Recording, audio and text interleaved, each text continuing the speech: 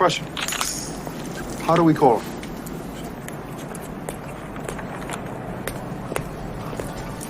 He gave us a signal.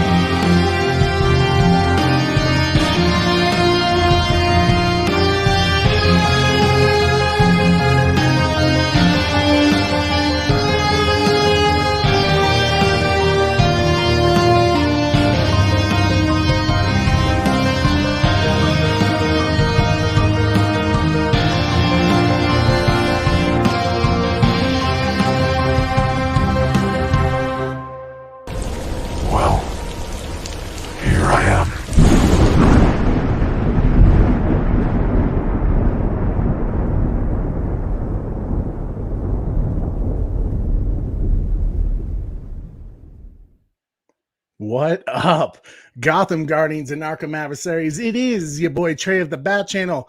We are live in a Bat Cave and now traveling back 65 million years ago with a brand new film starring Adam Driver, Mr. Kylo Ren himself, the 65 movie. Super Bro Corey, my man, the best co-host I could ever ask for. How you doing? What's up, everybody? How we doing tonight? I'm doing great, man. This was a film that I've talked about for a bit, saying it was one of my top 5 films for 2023. I was just super excited for it, and everyone knows why, because I'm obviously the big dinosaur fan. I freaking just, you put dinosaurs in it, I'm gonna go watch it. That's just how I am. And it was kind of a movie that kind of came out of nowhere for me, Corey. Like, I had no idea they were making it. I didn't know Adam Driver is going to be in a dinosaur sci-fi scary horror flick. Right. But yeah, it was really it was a surprise of a movie. It was a shock of a movie, one may say, and there may be a theme as well. So it will be. So I'm very excited to talk to you guys about it. If you saw, I did a quick YouTube short, a non-spoiler one, to kind of just give my initial thoughts, like literally got home from the movie theater, sat down, turned on the camera, and just like give you my initial reaction. If you haven't seen the movie yet, this is not going to be the live stream for you. We're going to go deep into this film, just kind of a quick spoiler review, not like our crazy deep dives, because Corey and I have only seen the movie once. We're not going to be able to pick apart every single thing that we saw. Like we would with some things. Are we dropping that spoiler warning for this movie, or not quite yet? We are going to be dropping the spoiler warning, but if you haven't checked it out, Corey, let's before we do a spoiler warning, let's give people who haven't seen this movie, who may be tuned in real quick. Like I said, this video is not going to be for you, but initial thoughts of 65, just kind of generic. Tell us what you thought of it, Corey. Overall, wasn't what I was expecting. It was a little bit more horror vibes with the dinosaur side of things as well. Adam Driver, it was fun to see him in a different role as well, rather than that Kylo Ren character. So it was good seeing him in that kind of a really standalone movie. Not very many actors in this movie, so cast was relatively small. Very fast paced, and bit of a roller coaster the entire time. Just kept the pace was fast, very fast pace is probably what I could say about this movie in a short snippet. Worth the watch. Yeah, I agree. And as I would always tell you guys, always form your own opinion. Go see the movie, watch it on the biggest screen, because I truly think most films are better especially for your first impression in a theater. Well, why would you watch a dinosaur movie at your house the first time you're seeing it? I'm actually going to talk about that too, because AMC theaters, I love you guys. I'm a Stubbs member. I got a bone to pick with you guys. I got a bone to pick. You got some drama. AMC theaters. Yep. Definitely, indeed. So yeah, I think Corey and I both agree it's a movie worth seeing in theaters. It's a dinosaur flick. It's a sci-fi flick. As I said in our YouTube short, the best way to kind of give you an idea of what to expect with this film, take the original Planet of the Apes film and take out the apes, put in the dinosaurs, and take something modern like The Last of Us and combine those. And that's the type of film you get here, an emotional adventure, science fiction, thriller, drama that has moments of greatness and also some moments, I think, if anything, it leaves you wanting more. So I'll put it that way. But let us know if you haven't seen it in the comments. We definitely would like you to return to this video after and kind of give us your thoughts and tell us what rating or score you would give the film after watching it. But Corey, I see our boy Trevor H never disappoints, man, coming in with a $5 super chat saying 65 equals Last of Us 65 million years ago. See, exactly, like Trevor, everyone knows, right? Everyone kind of caught on to the same things that I saw. Trevor H, thank you so much. Corey, I'll take this one for you. Or did you have something? Yeah, no, I'll let you have it. Hold on to your butts. Hold on to your butts. Now, guys, what before we begin, begin, was that what you were going to play?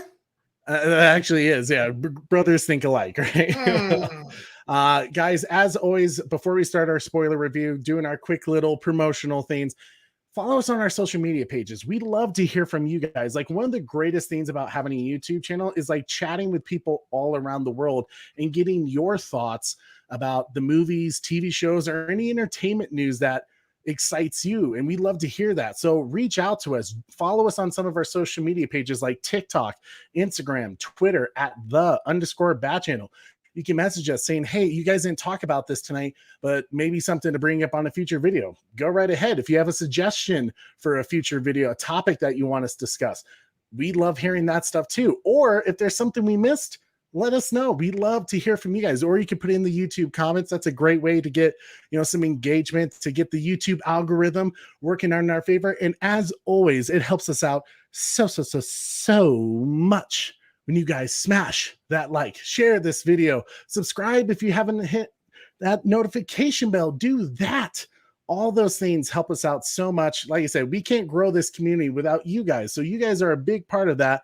Help us bring our community to 65 million subscribers. That would be dope. 65 million subscribers. I'll take 6,500 while we're at it, but 65 million would be you pretty still good, owe the great one 65 million more subscribers. I know. Corey, speaking of that, I'm feeling very Zactivated today. For all of our DC followers, you know exactly what I'm talking about. Some crazy stuff happening in the DC world that if you are a DC fan as well, subscribe to our channel because we talked about DC a lot. Some cool things coming up. We talk about other things as well. We talk about other things, Halo, Star Wars. We have a great Star Wars Delta Squad stream that we do every Saturday where we review the most recent episode of Star Wars, like The Mandalorian, Bad Batch, all that stuff. Subscribe. You will love our channel. Before we jump in tonight, Trey, let's take a look at the chat real quick and see who we got in the house. We got Bat Dan's Thoughts in here, Batwoman, Bat Fanatic, Oracle's Clock Tower, Red Hooded Outlaw, Beyond the Night. Dadpool is here in the chat as well. Trevor H, thank you again for that super chat. You are the man, my friend. 65 equals Last of Us 65 million years ago. The Butler is in the house. Welcome, Butler. Hey, Hashtag restore the Snyderverse guy and Special K. I must have been sitting on the shelf for a while. Welcome, good to see you, Special K. I feel like it's been a while too. I feel like it's been a couple of months since I've seen you, but it's good to see you, Special K. Glad you guys are here. We've entered a new era. Welcome to Jurassic World. More dinosaur movies to talk about. That's the thing that I'm excited for, Trey. Absolutely. And I think that was like one of the things that really got me hyped, for this film, because, and you'll hear me talk about this a lot. So I apologize now because I'm going to repeat this because this is going to help you understand exactly why I felt the way about this film. It is refreshing to have another dinosaur movie, and more importantly, a bigger budget dinosaur film. This film was made with $45 million. That was their budget, production budget. For marketing, you kind of do half that budget additionally, or sometimes the same amount for marketing. But I feel like for this, they probably didn't spend another $45 million for marketing. So it's probably right around that 65 to $70 million range in terms of the entire budget, including marketing. And for a genre, and what I mean by genre, and it's kind of weird to put a dinosaurs in its own genre, but like for a science fiction dinosaur film, when you think about the top 10 live action films of all time, guarantee 6 of those films probably belong to Jurassic Park and Jurassic World trilogies. I mean, would you agree with that, Corey? I'm sorry, I got busy reading the chat. Welcome to the what's up, Bo? Chat. I'm sorry, Trey. Will you repeat that question for me, my friend? No, you're good. So basically, when you think about your top 10 favorite Jurassic Park, it's Tracy. I'm already saying the words out. When you think of the top 10 best dinosaur live action films of all time, top 10, what are 6 of those going to be? 6 of those are going to be Jurassic Park and Jurassic World. Other ones are going to include, oh my gosh, I just spaced it. Littlefoot. So I said live action, but a lot of people would say, if you said dinosaur film, probably Land Before Time. Land Before Time. They're probably going to say the Disney Dinosaurs movie. They're probably Dinosaurs, absolutely. Yeah, some people I know throw in the King Kong film. King Kong. What's that? Oh gosh, I'm totally spacing it. It was a great one with John Goodman. He was a T-Rex. Friends. You know what I'm talking about? Oh yeah. Oh God. Yes. I haven't seen it in years. Oh my gosh, I just remember seeing it as well either. But yeah, that's a help that's us, a chat. great... What is that movie called? Right? Yeah. Oh man, Dinosaurs When We Ruled the World. John, is that what it was called? No. I'm looking it up now. We're back. A dinosaur story. We're back. Yeah. And hey, Flintstones. You could throw the Flintstones with John Goodman too. You know, but like when you think about that, there's not a ton of films. Like the fact that Jurassic Park and Jurassic World have really saturated this particular dinosaur genre. Like the fact that they own the top 6 spots, really, you know, no one really argues that. You're always going to include the Universal franchise in there.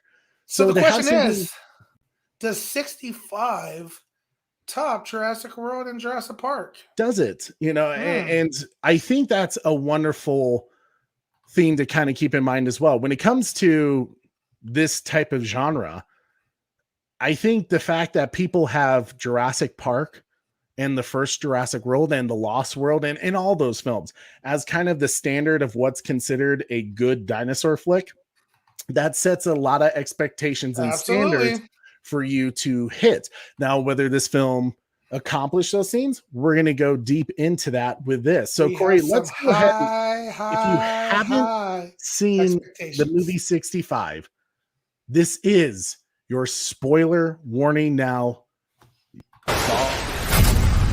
It's not just a signal, it's a warning.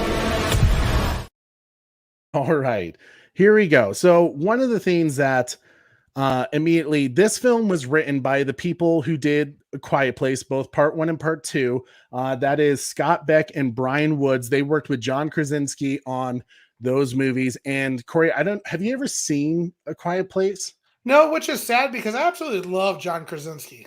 Right? Yeah, John Krasinski, Jack Ryan, love that show. Mean to the magician. Office. Damn it, Jim. Needless to say, clearly these writers are very talented. Corey, because you haven't seen A Quiet Place, I highly recommend you watch it, because in terms of sci-fi flicks, some of the best films currently. Here's the thing, and the chat should know by now, I am not much of a horror movie guy. So A Quiet Place, to me, it stresses me out. Like I feel like I'd be a little nervous about it. Well, you definitely, Quiet Place is very tense, Yeah, but stressful. nonetheless, where Quiet Place, you could tell this film was written by the same people because when it comes to emotional drama, they definitely nailed it. You know, like you could tell that was kind of their high point, right? Like that was the peaks they were hitting. Hmm. They kept getting those spots there, but there's a few moments that were kind of missed opportunities. But nonetheless, you could tell that this film. it- I've heard rumors that this film was chopped up and reshot a bunch of times, Release the and director's cut. really, if sure, I am all, you know how I am. I'm all for director's cuts. If there is a director's cut, if there's an extended cut of this film, I would love to see it. But nonetheless, this Brian Woods and Scott Beck, who wrote this and directed this film, really kept to the same kind of tones that you get with A Quiet Place.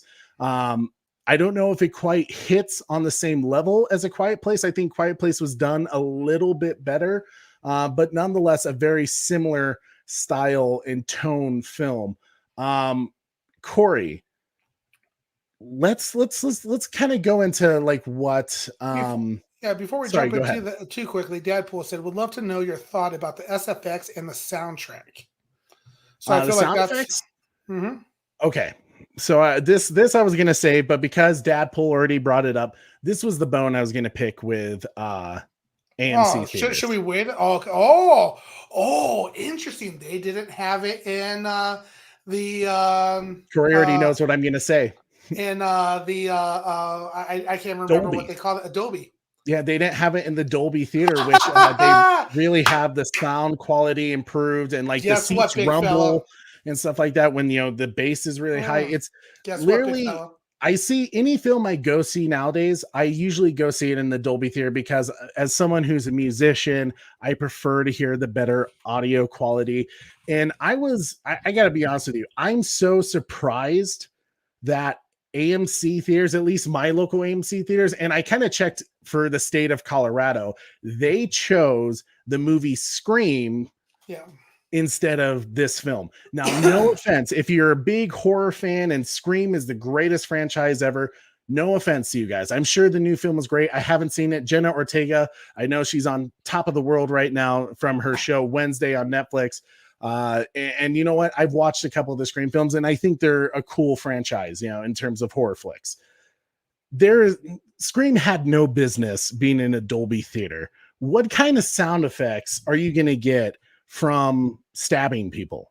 Versus, like, let's put it this way: in terms of a film that would benefit more from being in a Dolby theater, Scream or 65? 65. I'm gonna, through my own opinion, I'm sure I'll get torn apart in the comments for this. I'm gonna say 65 deserved way more to be in a Dolby theater with a better sound quality, so that every time a dinosaur roared, What? every time a dinosaur stomped, you felt the seats rumble, you felt the echoes of being outside, you felt like you were in the scenery with them in this prehistoric Earth. I would say on the flip side too, we live in an era where movies are constantly being flipped out, different theaters. Why can't they do a showing in Dolby of Scream and then a showing of 65? Why can't they They switch back simply and forth? thought Scream was going to be the more popular film for the box office that weekend, Well, it which I was. understand. Traction and the amount of hype that was surrounding this new Scream film. Yes, absolutely. The popularity would say Scream won that battle, but like you said, like I can't imagine. And maybe if someone has seen Scream and if you saw it in a Dolby theater, maybe tell me. I haven't seen it yet. I do plan on watching it, but I Well, can't Trey. imagine Scream getting a better Hmm. experience in adult. I mean, Hmm. anything's better in a Dolby theater, but I can't imagine it improved the film that much versus a film like this where sound quality, just like Quiet Place, everything was based on sound. It Every time you heard a little creak, a seems little to me, creak. Trey, that you probably should have seen the movie at Centennial Theaters where I saw the movie because while we don't have that, yuppie AMC Wow. Dolby, films, which I'm slightly jealous about.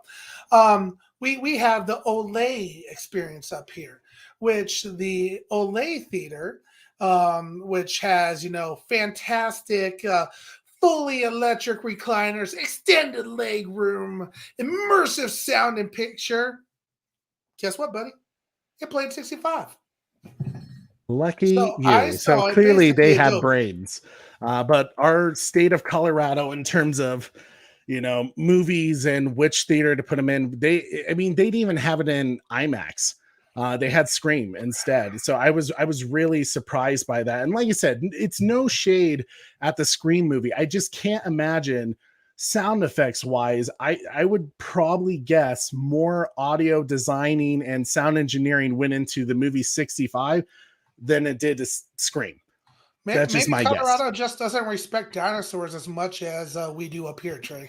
Which is weird because Colorado's known for some of its. Oh, really? So are we, paleontology. buddy. So are we. Dino Digs 24/7 up here, buddy. Oh, thing 65 was overrated. I We'll have to can't dive see how deeper it's into that. overrated, seeing how the critics trashed it. Well, that's a good point. So maybe not Bat that. Dance Thoughts probably just went with what was more popular, and unfortunately, that's exactly what happened. Scream But in didn't terms of, I think deserve Bat the Adobe Dan. Theater, Butler says. Oh, so Butler saw it? You saw Scream in a Dolby theater? And Deadpool says, "Hey, Trey, you need to become a CEO of AMC." Doubtful. But nonetheless, I think Deadpool also asked about music. The music was okay. It was the music composer was Danny Elfman for movie 65. Danny Elfman, who is like very well known, right? A lot of Tim Burton films, Batman 1989. If there's one thing I had to say about it, it was unrememberable. I can't really recall a theme that played throughout that movie, so it just wasn't surprising, isn't it? Yeah, it didn't really capture my attention, and it was kind of, in this case, the music was more of a background than actually something like John Williams, which kind of adds to the story. And on the flip side too, this movie doesn't really give you a chance to think about anything else that's going on as well. Fair, and we'll get into that for sure. One thing I felt like this movie tried to do, it seems like maybe from early screenings and kind of feedback from some of the early screening audience, it seems like maybe they shouldn't have listened to those audience people, because it felt like especially they listened to the advice of just get to the dinosaurs, just get to the dinosaurs, right? Like, we don't want all this like story drama, like, plot pushing us forward. It just seems like the first act, they were like, let's get to the dinosaurs. Let's just forget the story that we're kind of setting up and just throw you in there. Because we all know why you're here. You came because you want to see dinosaurs, right? Which I'm not going to lie, I did want to see dinosaurs, but I'm also a man of plot. I like plot. But for us, we're going to do exactly what the movie 65 did. We're going to jump right into the dinosaurs. Do the roar. Do the roar. Corey, can you go to the next slide, please? Yes, sir. So let's show you guys a little bit of the dinosaurs that were in this movie. I obviously couldn't find a lot of pictures of them because the movie just came out, and some people are kind of withholding some of those spoiler images. But there was quite a bit in here. And Trey, go ahead. If you would so kindly do so for us who may not be as educated on some of these dinosaurs, I recognized a few, like the T-Rex and some of the velociraptors, but there was dinosaurs that I wasn't exactly sure what they were. So if you could explain what some of these dinosaurs are in this image, that would be fantastic, buddy. Yeah, so here's kind of the interesting part, right? That I felt was kind of like crazy with this movie. You had to come at it with the characters, right? Like when you watch Jurassic Park, essentially what we're saying in that universe is that we live in a world where obviously dinosaurs exist, and we dug them up, we study them, we've created names for them, we've given scientific names, and now we're bringing them back to life, right? So what all these dinosaurs are. You know what a T-Rex looks like. You know what a Velociraptor looks like. You know what some of these famous dinosaurs look like. But through this story, no one has dug up a dinosaur. No one has studied them. No one has given them a science, name to them. So when Adam Driver's character lands on this, prehistoric planet, he has no names for these dinosaurs. We only know of what we have seen from other movies. And you could tell this film kind of tried to say, hey, we know what you guys think dinosaurs look like. We're going to come at it with maybe some scientific, factual looks that we believe dinosaurs looked like. And some of them we're just going to take creative liberties and completely give our own twist to it. And we're also going to give them a bit of they kind of fell into the Steven Spielberg trap where Jack Horner, who is the famous paleontologist who advised Steven Spielberg on the Jurassic Park films, he kept telling Steven Spielberg, like, hey, these dinosaurs need feathers. The velociraptors need feathers. And Steven Spielberg's comment back was, that's not scary. Like that's not going to scare the audience. They're going to laugh. What is it? Like a 6-foot turkey tray? It's 6-foot turkey, right? And how many people out there know that a velociraptor was nowhere close to being 6 feet tall? Utah Raptor. Utah Raptor, Giganticus, yes, all those great dinosaurs, right? So that's kind of the funny thing about this is you really came at this film with, you could maybe guess what some of the dinosaurs are. Like that top left one, I believe that to clearly be a Tyrannosaurus Rex. The skull was pretty similar. It had the 2 fingers and the small arms, right? You had an Oviraptor, which was that creature in the cave that attacked Adam Driver's character. Okay. You had the Nososaurus, which was the best way to. The Nososaurus was kind of like that crocodile creature that had those really long legs and arms. Oh yeah. That looks kind of like a T-Rex, but was really a. What did he call him again, Trey? Nososaurus, yeah. Nososaurus? Yeah, it's I'm sure someone would pronounce the correct scientific way of it, but with that particular dinosaur, it's kind of like a monitor lizard, I guess you could say, in a way. Okay. Where I can think dragon. Maybe people have seen it recently is in the Jurassic World Camp Cretaceous show. I want to say season 5. I think it was the final season you saw that creature. I think it was that, but once again, like, because this isn't coming at it through a place of we're scientists and those are clearly these dinosaurs, because we've dug them up and stuff like that. Some of them you're kind of like, I'm guessing based off the skeletal structure that I'm seeing, it's maybe this dinosaur. We got a couple of pteranodons. In terms of, that big bad creature that we saw, kind of the dinosaur that was Adam Driver's character's rival, that is a created dinosaur. I see a lot of people trying to like go through their book saying it's this one. No, it's that one. There's no, as far as we can tell, clearly that thing is designed like a dinosaur because it has like a T-Rex skull and it crawls on all fours. There's no dinosaur currently in the records that crawls on all fours like that, especially a carnivore. So maybe a daddy T-Rex hooked up with maybe in some weird world it's a Jurassic World film that this is the initial design of what Indominus Rex's ancestral dinosaur was. I don't know, I'm just kidding. But yeah, Corey, out of curiosity, what were some of your more favorite dinosaurs in this? Like which ones really captured your attention and said, oh, that was cool? So yeah, obviously the T-Rex. The Raptors. I've like since the very beginning, I have always loved Raptors. Velociraptors, specifically the non-feathered 6-foot turkey ones, but the ones that are in Jurassic Park, the tall ones, the ones that run around and clever girl.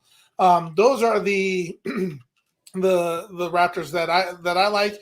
The small ones in here, I was like, okay, that's a little bit more accurate, and I appreciated it as well.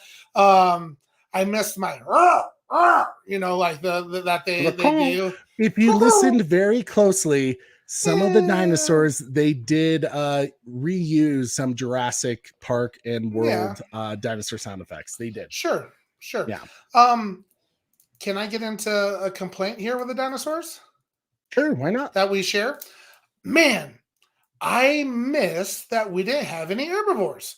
I wanted to see some long necks, some triceratops, and some friendly dinosaurs, and not just all evil meat eating dinosaurs. There was that cute little dinosaur, I think, as Oracle said, in the tar pit. There was that one. Okay. One cute dinosaur, the rest are vicious eating dinosaurs.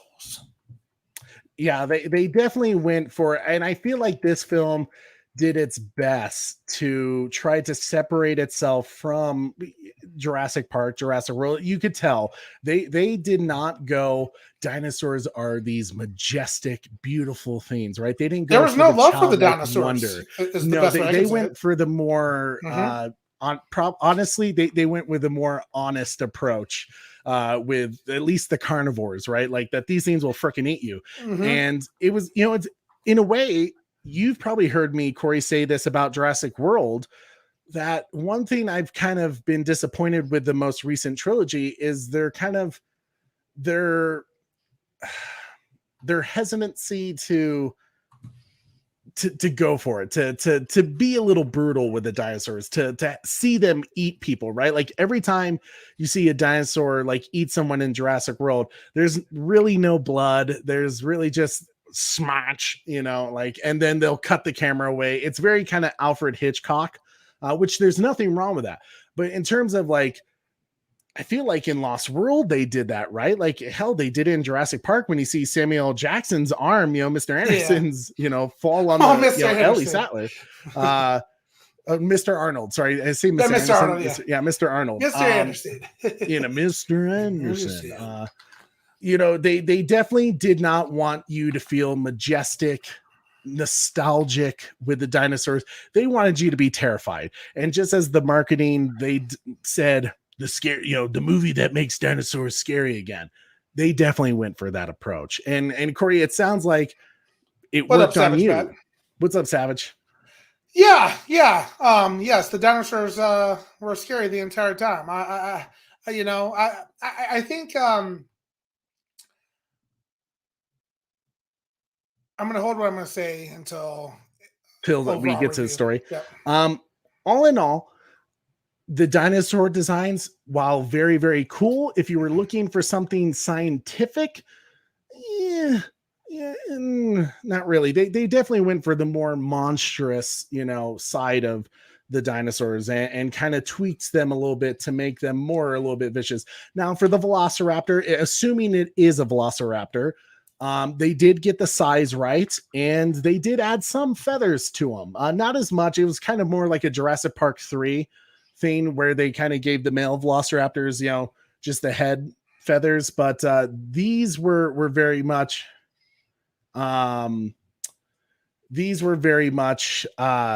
just going, kind of making the vicious side of the reptiles, for sure. Corey, what for your designs of the dinosaurs, were there any ones that you're kind of like that didn't quite work for me? Or the one in the middle? Okay, that was a weird looking one. Let's see, that was probably the only weird one for me. As far as dinosaur designs, like you said, the one that wasn't a true dinosaur, that one you could say too. I remember being like, what the hell is that? So probably those two. Pterodactyls weren't too bad. Petrie. Yeah. It was definitely very cool. And kind of another example of how these dinosaurs weren't very scientific. The Oviraptor, the one that attacks Adam Driver in the cave. Yeah. Those typically eat eggs, like other dinosaur eggs. Like they wouldn't really try to eat another like a big creature like Adam Driver, because they weren't really designed like that. They're omnivores. So, but it's one of those things where it's kind of like, that's probably not entirely accurate. This is cracking me up in the chat, by the way. Oh, are they? Jesus. They're going at it. Velociraptors would eat Republicans first. I don't know. They may be hunting them all. There might I not was be any gonna say, dinosaurs did you left, watch The Lost World? You know, right? And then this one cracked me up as well. Really? And then Bat Dad being the neutral one. Yep, of course. Oh my gosh. But anyways, in terms of dinosaurs, there's some great action, some great jump scares with the dinosaurs. That definitely terrifying in ways. And like you said, the majestic things that you may love, or that some people really enjoy about Jurassic Park. Like when you see the Brachiosaurus for the first time. There's not really a scene like this. The movie definitely very quickly reminds you that this is not Jurassic Park. This is a dinosaur thriller. Just like that little dinosaur, which I think that little dinosaur in the tar pit, I think it was a baby dinosaur of the rival dinosaur, because they kind of had similar structural skeletal structures, especially of how they walked. And with dinosaur skulls, if you guys didn't know this, when they're young, they tend to be very round and very kind of like, sure, you could say round, cute. Like if you look at a Triceratops skull, or even the Tyrannosaurus Rex baby skulls, like they're very like oval shaped. They don't really quite have the edginess and the structural that you see in like the movies with Jurassic Park with the bigger T-Rexes, right? They kind of have the bigger, rounder faces. Before time-esque. Friends for dinner. Friends for dinner, Chomper. But all in all, I felt like the dinosaur designs, while very cool scientifically, not quite there, which is fine. They clearly weren't trying to be scientific with the dinosaurs. So don't expect But yeah, still that. cool in their own little sci-fi factor, right? I think we could all agree to that portion. Yeah, I think so as well. Now, Corey, let's get to the characters real quick.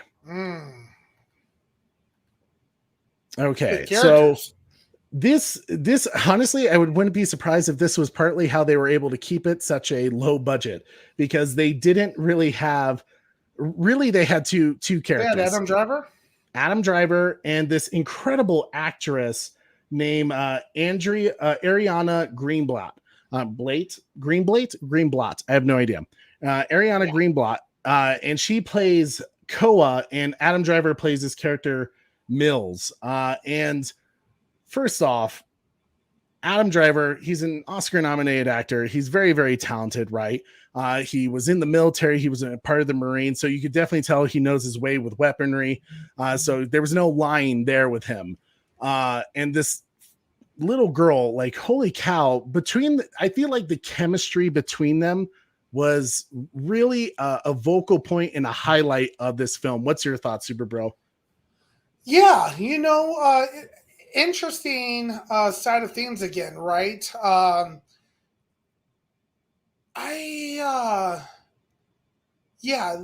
was definitely a deep connection between them for sure. So that there was definitely some cool aspects of it. Some, she didn't talk very much. She didn't have very many lines in the movie, but their relationship wasn't affected by that, which, strange enough, it almost, in some ways kind of gave me Prey vibes with the, lack of words and everything like that through the entire movie, but still, some fairly strong relationship building with the main characters.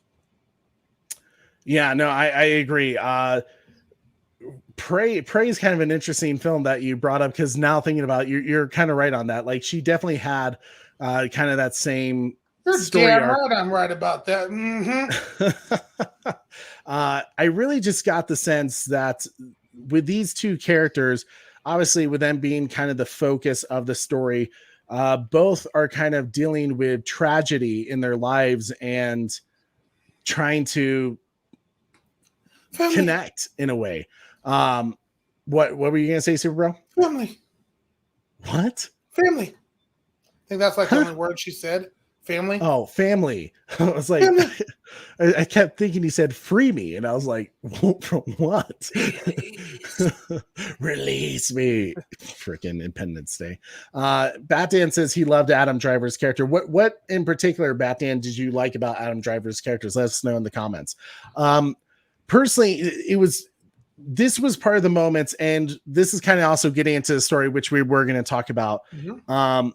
Clearly these each character comes from a tragedy that happens, and they're trying to basically help each other kind of be reintegrated with their humanity in a way, to kind of find meaning again, to find purpose, to find the reason to go on. And that's kind of how they help each other. And I've heard Adam Driver, when I was listening to some of his interviews before I saw the movie, I was kind of like taken back by him constantly saying it's a family movie. And I kept thinking like, oh, he's saying that you could take your kids to go see this film, which if you do want to take your kids, I think it's fine to teenage. And when I say kids, I mean, you're kind of middle school age. I don't think anything younger than middle school is probably a good idea. It's a little bit scary. You want to Fuck them kids. Fuck the kids? Yeah, go take your young 5-year-old kids. Well, like I completely 100% agree with what you said, Shane, because this is a funny point too. When we had our Jurassic World spoiler review, I told you a story that there was a very young kid, 6 years old maybe, with a little dinosaur toy that went to go see Jurassic Park. This is not the movie that you take a 6-year-old to. This family movie as a plot, not necessarily family movie, in my opinion. Because I don't even think you could say Quiet Place is a family movie, according to what Adam Driver said.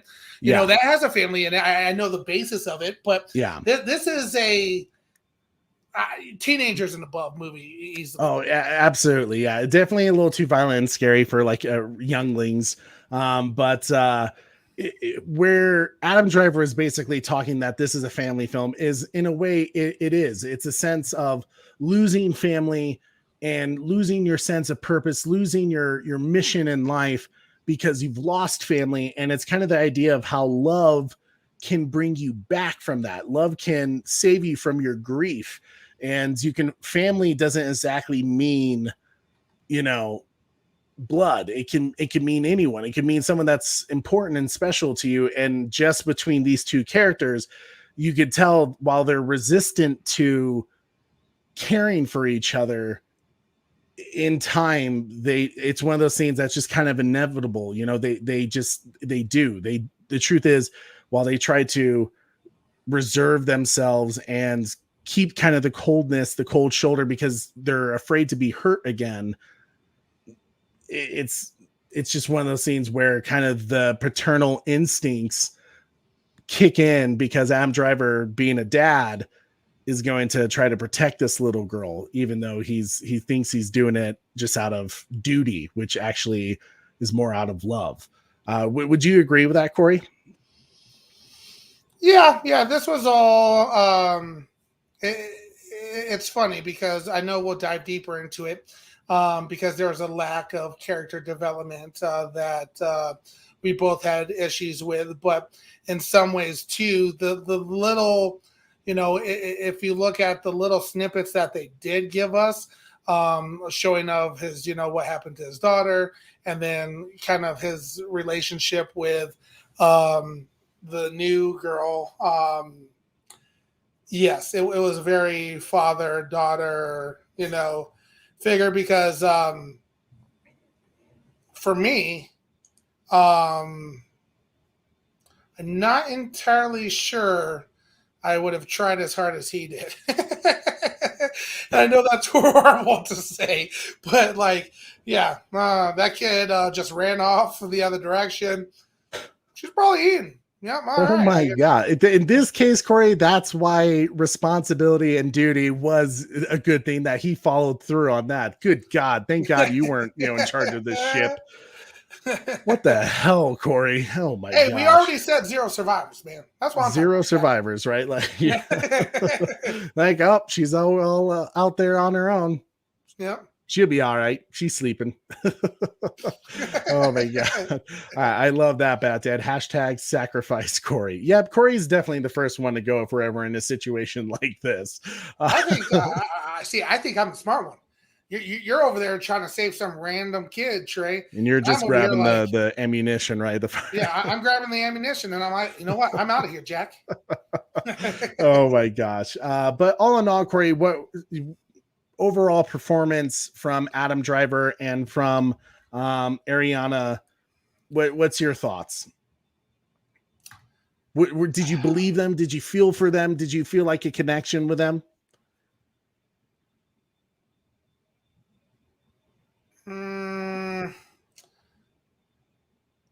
For some things, yes.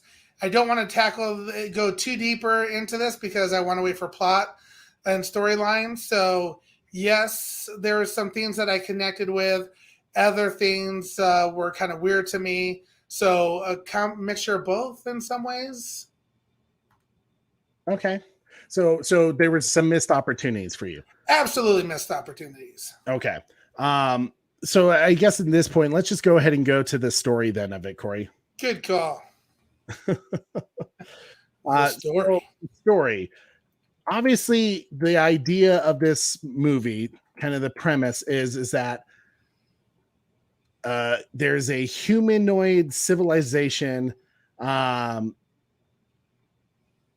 Basically, yeah, there was a humanoid civilization, some other planet, some other solar system that is going on a expedition, and Adam Driver has to pilot that ship for 2 years, and he's doing it because his daughter has some type of illness, and he's trying. It's very expensive. Who would have thought, Corey, that even in a society that is clearly more technologically advanced than us, still dealing with illnesses and not being able to afford it? Well, that's just shit to come.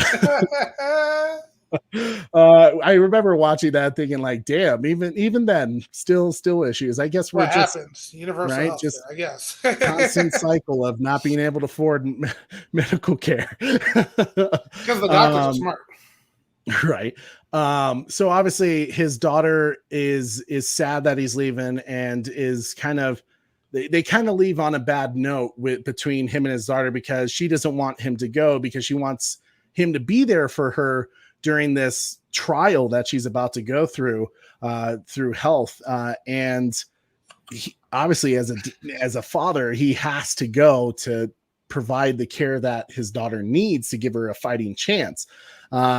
So it kind of skips from there. He's already on the ship. Who knows how long it's been, but there's a uncharted meteor that hits their ship. And of course they crash land on this planet that happens to be prehistoric Earth from 65 million years ago. And I remember when I watched that, Corey, when they got hit by the meteor, I was like, oh man, that was very cliche, just being hit by a meteor and then crashing down onto an alien world. But they did that on purpose, and that was kind of the cool part. At first, that kind of set me back, like, oh, we got crashed on a planet. This seems familiar. But they did it on purpose, that it was a meteor. And here's where I had major issues with the film. You could tell this thing. Jesus, I feel like we're getting political in the chat. Basically, you could tell that there were some major cuts and editing going on in the first act of this film. Like, as soon as they crash land, he's trying to see if he can fix the ship. You can tell he's not really with it. He's not kind of focused. He's kind of just like, oh, great, here we go. Like, like life sucks and then you die kind of thing. Literally to the point until he tries to kill himself, because he has lost all of his passengers that he was traveling with. And basically his ship is broken, except for there's an escape pod out there somewhere. But he's on an alien world. He doesn't know, like, he's on his own. He's told his people that, like, hey, like, there's 0 survivors. Don't even worry about coming out to pick me up. There's no reason to, because he's lost his mission of life. Now, Corey, there was something I asked you to kind of keep an eye out for when you went to go see the movie. What's that? Probably hungry. He was probably hungry too. Did you see him eat at all? I don't know if we ever. No, yeah, he had food. He had food. Yeah, because he gave some to the girl. Oh yeah.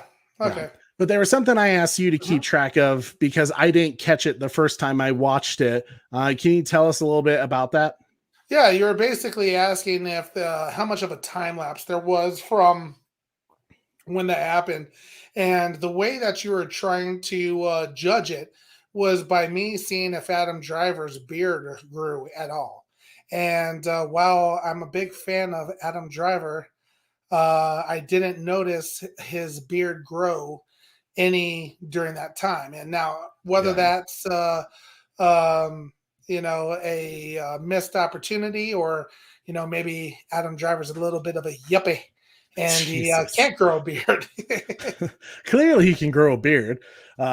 But did you see the fill-in though? Like that's what I was like. It's the Pedro Pascal thing going on. I think you maybe had me like pay attention too much to his beard in that first portion, because I was just like staring at it. Like you just like watching. I was like, oh, that's a little patchy on the side right there.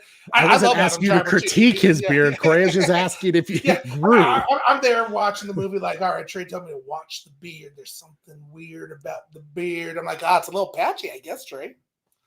What Jesus, what do I have here for, Corey? Essentially what I was asking, Corey, because from the time his ship crashes and he finds out all of his passengers are dead, and he sends out the SOS message that basically says all of my passengers are dead, we got hit by a meteor, I'm the only survivor, there's no reason to come and get me, so just let me die here. To me, this whole sequence of crash land, all of his passengers are dead, I'm just going to kill myself. It gave me like a bad taste in my mouth with this character, that like there was no fight in him. And I get like that was partly because of.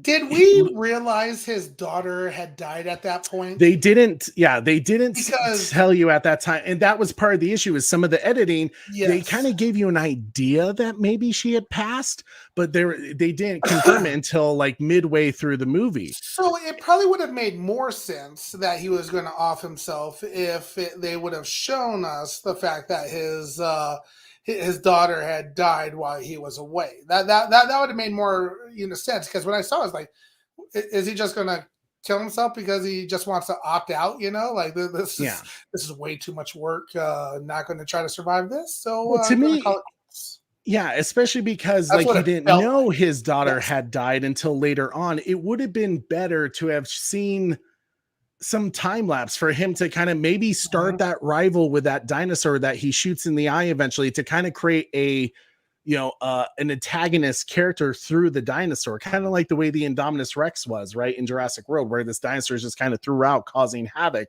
And it would have been better if there was this creature that just wouldn't leave him alone, and he felt like there was no out. He felt like, no matter what he did, everything was going to fail, that if he tried to help, it just would have been better if they showed him broken, isolated. There's no reason to go on, to show a little bit of that, to feel the loneliness of being alone.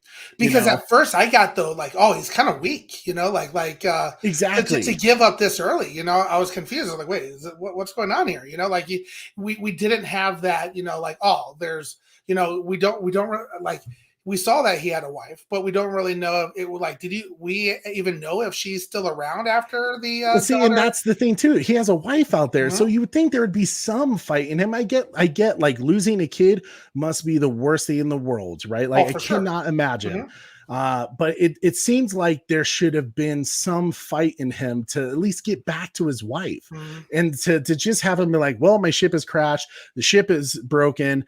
I've lost all my passengers. I'm just going to shoot myself here and now. Yeah, it was like he was, and since we didn't know that background, we were like, oh, he just cares about work that much. He's like having a bad day and at work, and now he's quitting it. In a way, I almost felt like the story may have improved, not only from seeing the isolation, the loneliness that he must have felt, but I feel like maybe if they wanted to show that this tragedy of losing his daughter may have Superman. made him kind of drop the ball a bit when he was driving that ship.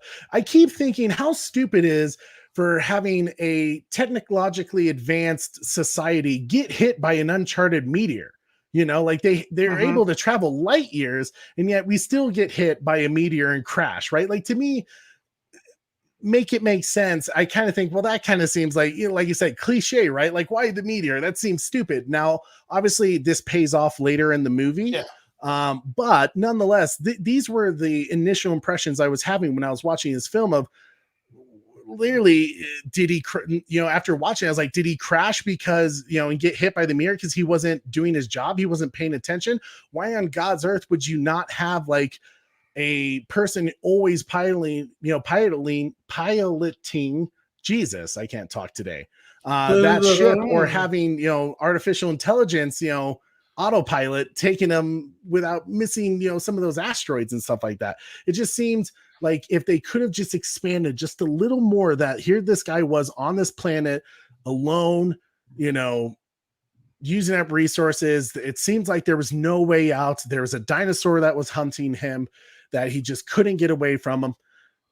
Then it would have made sense to be like, okay, like this is it. Like, I have nothing to live for. I'm not going to get off this planet. So though that way, when the moment happens where that siren goes off, that, hey, they've located another pod of one of his passengers, a little girl, that all of a sudden there's a little bit of purpose there, right? There's that little bit of, wait, like there's someone else here that I can help, you know? So that way you're really connecting with this character on a journey, and you're not just kind of being thrown into his journey. And you're kind of understanding a little bit more of why. Because I remember, I don't know if you felt the same way, but when he first finds her and, you know, rescues her and brings her back to the ship, I felt like he was kind of a dick to her. He was like kind of cold-hearted and cold shoulder. With the young girl on the plane. Koa. Oh yeah, he was like super kind of jerky to her.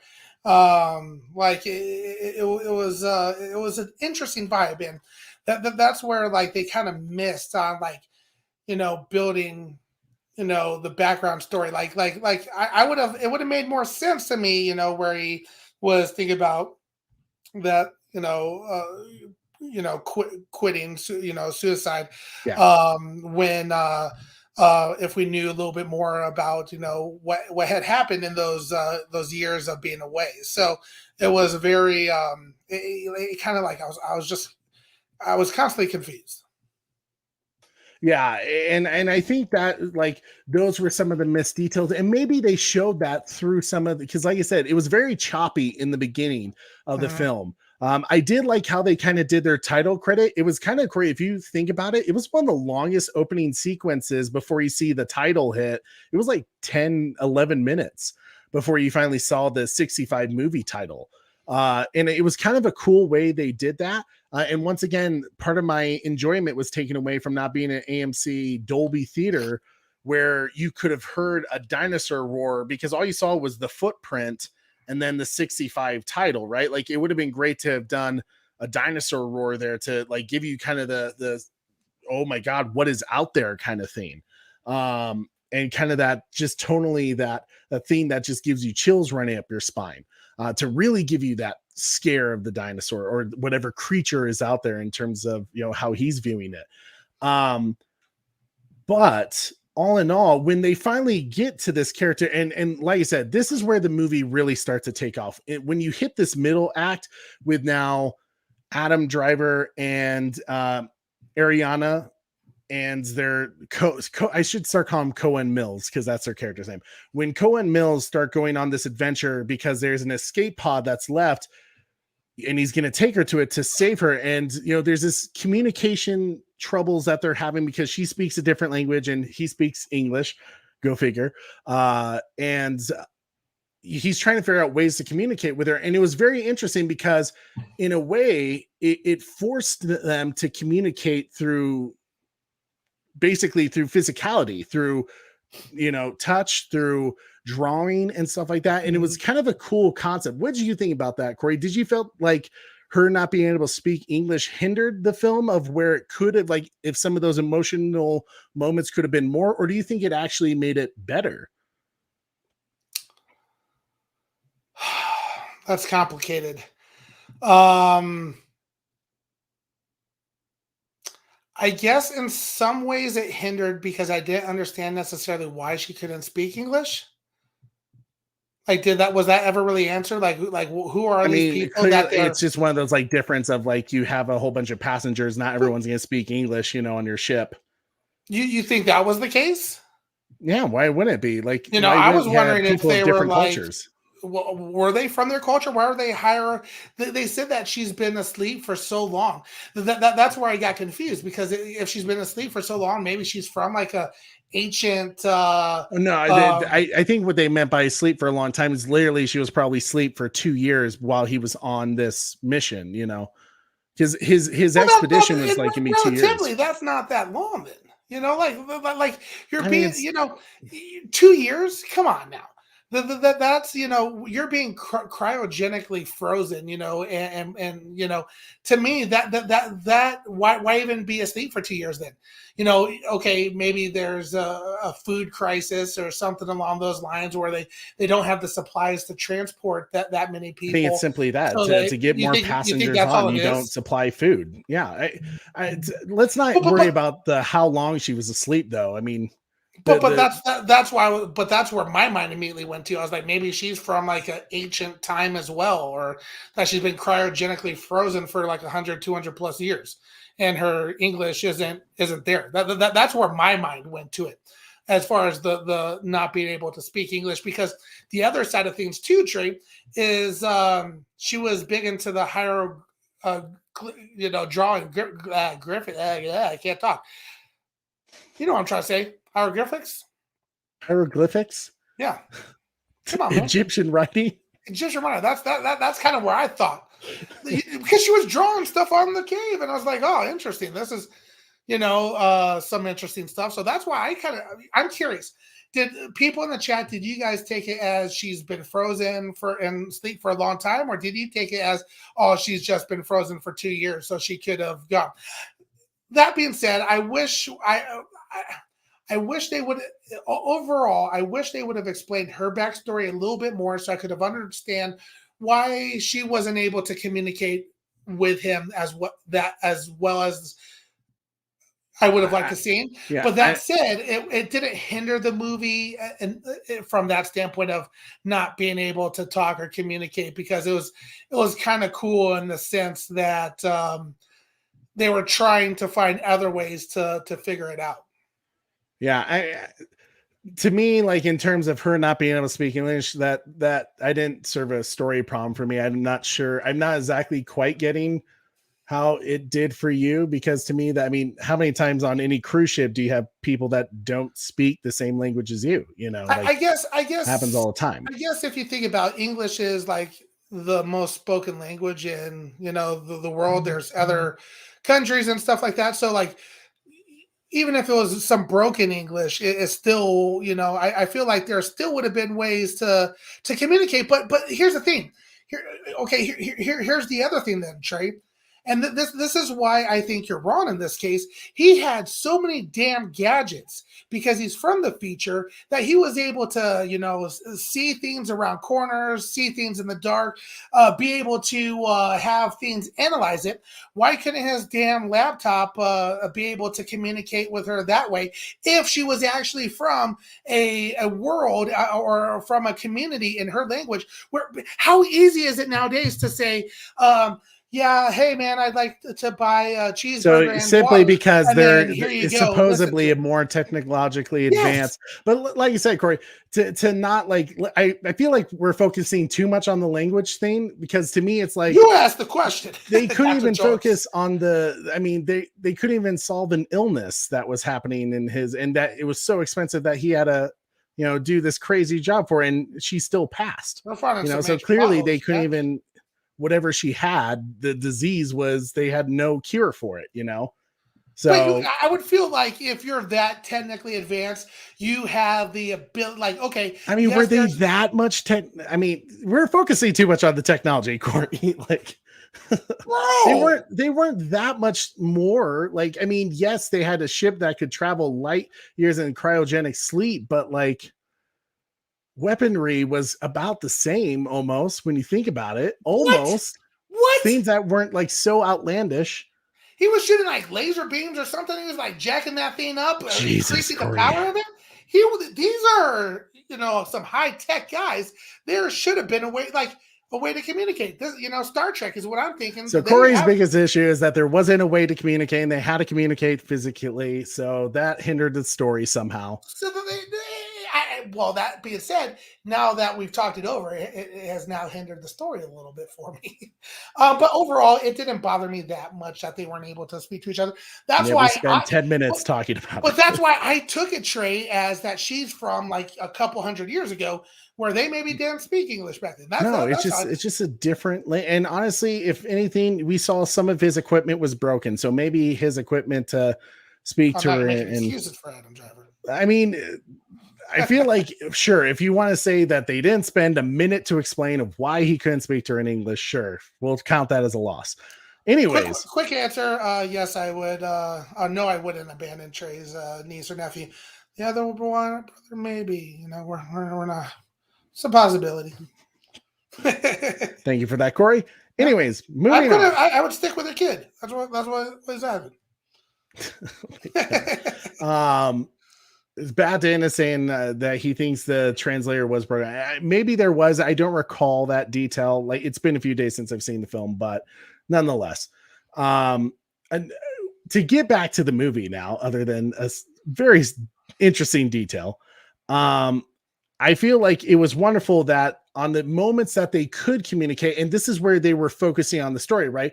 Like you brought up earlier, Corey, the one word she could like connect with him on and understand what he was saying was family. And that's, in a way, the theme that was really driving this film throughout was the need for family, the loss of family, and the need for family and finding family in different ways, right? And clearly he tells her a lie that says, hey, your family, when he knows that basically all the passengers are dead, that your family's on this mountain where this escape pod is, and we can send you, we can get you out of here. We can get you off this planet.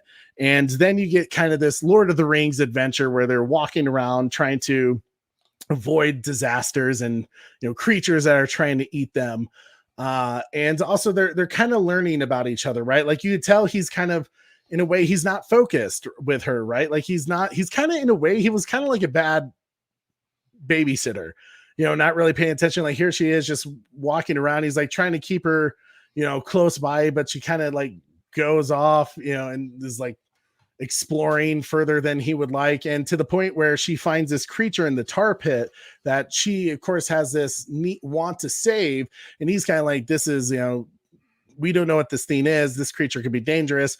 And it's one of those moments where, like you said, majestic wise, that dinosaur gets eaten pretty damn quick. And he kind of tells her like that's it. Like, do you see that? Literally this thing you just tried to save got eaten not even seconds later. And he was just kind of showing her the dangers of the world. Now, this is where I kind of say, because of that kind of carelessness with her, you could tell he's trying not to care, right? He's trying not to, he sees moments of his daughter in this little girl, but he's not quite, because they have these sweet moments where she's kind of teasing him. She's kind of throwing things at him. These very sweet little moments that really helped kind of create this connection between the two characters. And you could tell he's trying so hard to ignore it, to not allow it to mean anything to him. And really there's this moment in the film where the switch kind of flips, where he can't help anymore. He feels something for her, right? Like he feels this protective need over her. And it's really when she's almost dies, right? Like she's almost taken by one of those dinosaur creatures on the beach. And he has to save her. And she's so frightened. She's scared. She's so scared that she can't even find comfort from him. And he's trying to figure it out. And I think the fact that he's willing at that moment to open himself up and to show a piece of her, of him, by showing his daughter, that was really kind of the moment that kind of opened him up, like broke down the walls a little bit. What was your thoughts, Corey, about their relationship and how he was cold and kind of that switch? What was that turning point for you, like, as you were watching it?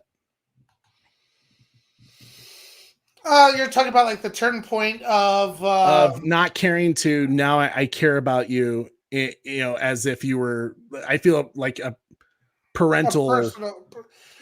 you know. Yeah, I think finally once when they showed us what happened to his daughter, she kind of, she's a brunette, kind of same age, so he probably saw similarities of his daughter on her, and that parental,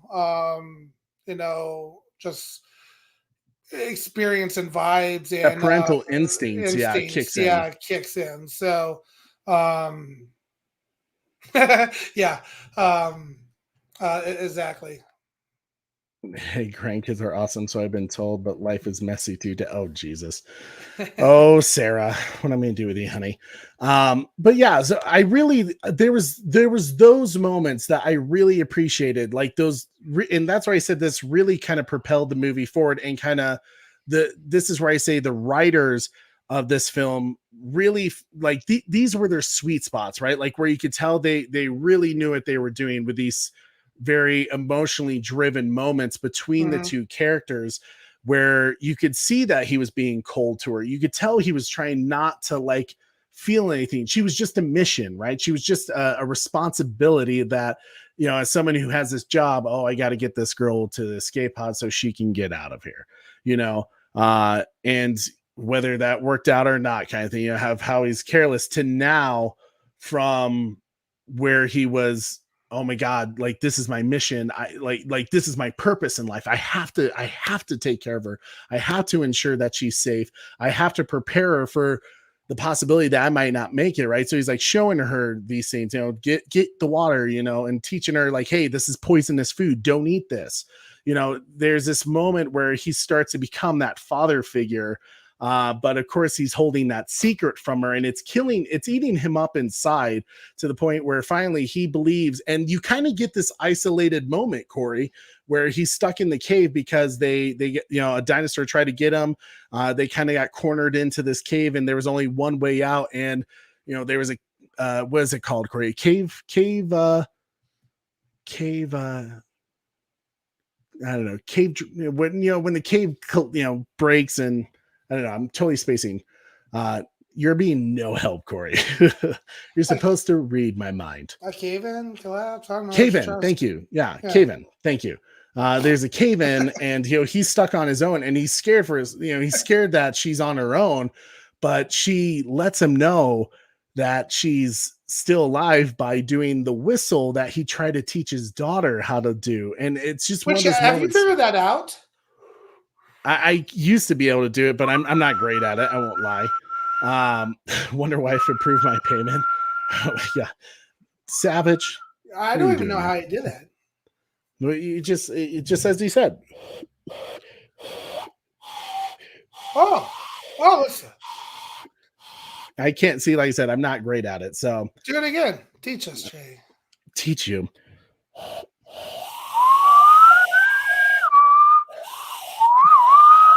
I'd say I'm not great at it. I can't do it. No, that was See, great. I'm as bad as his daughter was. No, that was great. That was huge whistling. Oh my God, Corey. But it's one of those sweet moments where constantly they do this wonderful job of the details of her reminding him of his daughter, to where it just keeps peeling back the layers of him, right? And like I said, there really are some like great emotionally driven moments between them, especially when we get to the end where they finally get to that escape pod, and it goes havoc, right? Like, the ending is coming. They know an asteroid is on its way based off one of his devices, which is where I say it kind of pays off from the beginning, right? When I was like, oh, this is so, we've seen this before, getting hit by a meteor down on a planet. It's kind of this typical sci-fi thing. And now it pays off because it's not just any meteor that hit them. That meteor is the meteor that hit our planet 66 million years ago, right? That got rid of all the dinosaurs. So it was kind of like a cool way of doing that storytelling wise.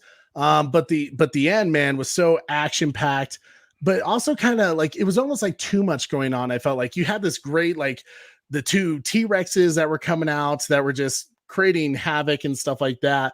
and him stopping them and getting rid of them and stuff like that during this meteor shower, and that you get the big rival dinosaur, the big four-legged creature thing that we have no idea what it is. That's after him. It's kind of like you kind of figured like, oh, you can't get anything worse than a T-Rex, and it was like they're like, nope, here he comes again. This four-legged dinosaur thing that we have no idea what it is. It's coming to kill Adam Driver because it took out its eye. Corey, what did you think of it was kind of like the final boss battle from like a video game where like, hey, put him over a certain thing that explodes. Yeah, and the thing, yellow, guys are just like, melted his face off, dude. That was pretty sweet, actually. It kind of was, right? It was kind of crazy. Like, I love that the girl came out of nowhere with like the spear thing jammed in its eye, Yeah. like total badass, but like to blind it and then like poof, Yeah. creepy looking, but yes, it was gross. It was insane. That stressful. Mm-hmm. That seems to be a common word for you with this film. I feel like you're getting soft, Corey. Well, am I, is it okay to say my kind of overall thoughts of the story mode? Sure. Well, let's end where the film goes is that they find out, on the escape pod that they did their SOS message that Adam Driver Mills sent at one point of the show when he found the girl. He sent out another SOS message saying like, hey, I found a survivor. Please send help. And they did receive that message and they were coming to go get them, but they literally had like minutes to get off this planet because it was about to explode from the giant asteroid that was about to hit them. So finally, after taking out that rival dinosaur thing, they get back to the escape pod and they're able to leave just in the nick of time before the asteroid hits. And that's really where it ends. You don't know if they get picked up by that cruiser that's coming to get them, but it kind of ends in a happy, positive way that you kind of think maybe it did end with them getting picked up. So my guess is, and this is where I say the ending was a bit abrupt.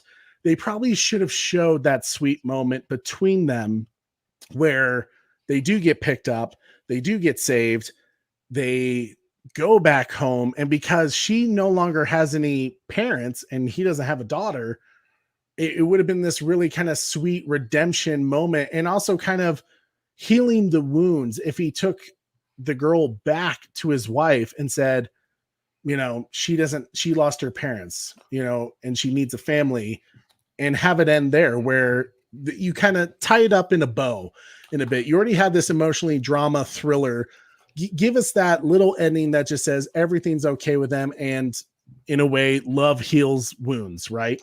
So yes, I'm actually glad Batman brought this up.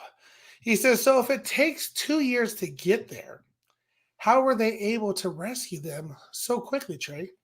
It's possible that, just thinking, it doesn't look like they were going light speed on Mill's ship, so maybe they were going light speed on. Oh, so they have light speed capability? I'm assuming. I'm guessing. I don't. Then why do they need a higher? Why do they need to freeze them? Maybe it's just safer to do that. What if I say to you, Trey, fan fiction theory here going on? What if I say that Adam's Driver character actually did kill himself, and that all of it was a dream? No, he was in purgatory, and this was his path to get redeeming himself. That he saved this girl. It's why they weren't able to communicate with each other. And by him getting up and blasting off of Earth and getting her out of there before the thing, while she's going to be picked up by the that ship, he won't be there. Interesting thought. I don't. Yeah, I don't think Crazy that's what they were. fans It's a cool idea, but and it's I super prefer the movie batshit we got. theories. Corey to super batshit theories. Corey, that might have to be your new YouTube short. Corey to super batshit theories about films We that. should. Yeah. What if? What if when you see the top spinning in Inception, they aren't But- actually dreaming? But okay. So people are saying, "Oh damn, Corey with those dark theories." Elo, I think you're definitely overthinking it. But here's the thing. Okay, can we start? Can I start to give overall views and thoughts? Overall of the story feelings, now, but don't go into that theory. No. What I'm going to say, Trey, is this: there was some lack of character development that was a major issue in this movie. While it worked for some things, it definitely left me wanting more. It definitely had me confused about some things, parts of the story, some different things there. But on the flip side, too, this storyline was so fast paced and in your face. Like there was never a second to breathe and really think about things. You know, the story was bad shit after bad shit after bad shit after bad shit happening to Adam Driver and his character, that it was exhausting, bro. I called you after the movie and I told you, like, this is the most stressful thing that I've done and seen in the past 9 months. Which made me laugh because I was like, clearly Corey hasn't watched The Last of Us lately. He hasn't watched Walking Dead. He hasn't watched all these shows where you always feel tense. Most tense and stressful thing that I've seen in the last 9 months. And I tell you, bro, it was it never, like, it was constantly throughout the movie, and they almost overplayed their hand a little bit too much. It was bad thing happened to Adam Driver. He gets out of it. Another bad thing immediately happens to Adam Driver. Oh, guess what? We're going to break your shoulder and pop it out of place. Boom, we're going to put it back into place. Now we're going to have you be attacked by this dinosaur. Oh, your shoulder went out of place again, or you're hurt again. It was just it was almost to the point where eventually, like, it stopped that jolt factor. Like the first jump. So the jump scare was diluted because by how much they polluted that vibe with it. So from the somewhat lack of character development and the nonstop roller coaster of jump scare, shit in your face, it was intense the entire time. And then all of a sudden, it ended, and they really missed opportunities to give us a break. So like and that's where they could have implemented some nice dinosaurs and some happy dinosaurs and some nice little happy dinosaurs with a happy little bush right there. And let's put a nice little happy tree. Like I needed some Bob Ross times where, like, Corey, how many Hallmark movies have you watched in the last couple of months? Too many to count. But seriously, I needed that. We needed that calmness for a second to kind of think about what happened. But instead, like, I have somewhat of a hard time trying to remember everything that happened in this movie because it was so in your face the entire time, and we were constantly running. And literally, I thinking about okay, we finally got a time to rest in a cave. Thank God. Oh wait, no, this thing's flashing red that there's danger nearby. And oh no, the danger is actually in her mouth. What the hell was in her mouth? What bug was that? And then, like, all of a sudden now it's full red. It didn't red us. It was the blinking. Just the thing that was in her mouth. And then shit, this dinosaur is here. It was nonstop. It was almost system overload for being able to process. So you felt like those sweet moments that they did have, they weren't either long enough or they didn't have enough of those to kind of give you a breather from all the jump scares. You felt like it needed more.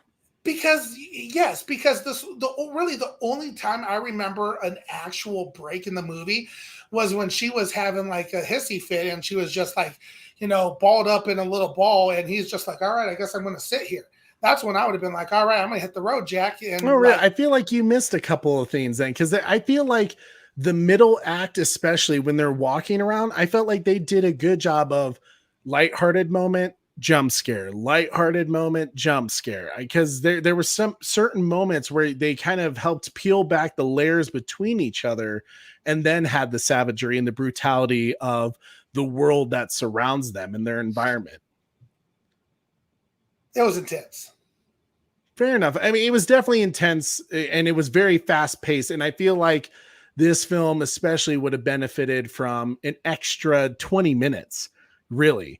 An extra 20 minutes probably would have done it would have made a whole lot more sense if it was longer. So yes, this movie was kind of short, almost too short. So I guess, when you look at dinosaur movies, and this is why Jurassic Park and Jurassic World are, the top dog out there, is because they've had more opportunities to develop storylines, to develop characters, they have those nice dinosaurs, those peaceful moments that give you a little bit more of a breathing room, or able to process the scary shit that's about to come next, where this was scary dinosaur, scary dinosaur, scary dinosaur, scary dinosaur, broken shoulder, scary dinosaur. It was like that end of movie scene, bro, when there's like 2 T-Rexes and now there's this, shit, the big villain dinosaur, and then guess what? The asteroid's about to hit.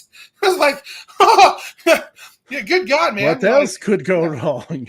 It was intense, and I'm going to throw this out there because that there are elements that I liked of this movie. A lot of elements that I did like. I know it sounds like I'm overthinking, I'm griping on it too much.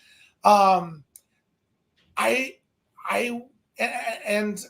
guess what I would say is, did they throw too much at us in this movie, or should this be multiple, like 6, movie 1 part 2, or would this have been better off as a TV series?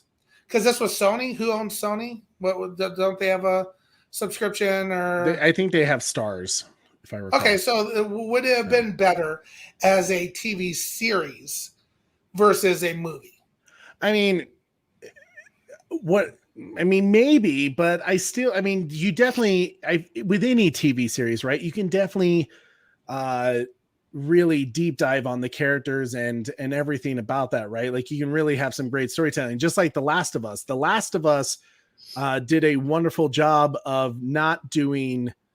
They didn't try to do too much, right? Like, you didn't have those filler episodes where it was like, this episode clearly didn't matter. Like, this wasn't good storytelling. This was just, hey, we got contracted for 20 episodes and we only wrote a story for 12 episodes, right? With The Last of Us, each episode was great storytelling throughout. And you could have done something like that with this film. But all in all, when it's a dinosaur flick, like, there's a huge, audience draw to dinosaur films. I mean, look at Jurassic World Dominion. Jurassic World Dominion was one of the lowest scored, Jurassic World had more films. Development and had more plot than this movie had in its entirety.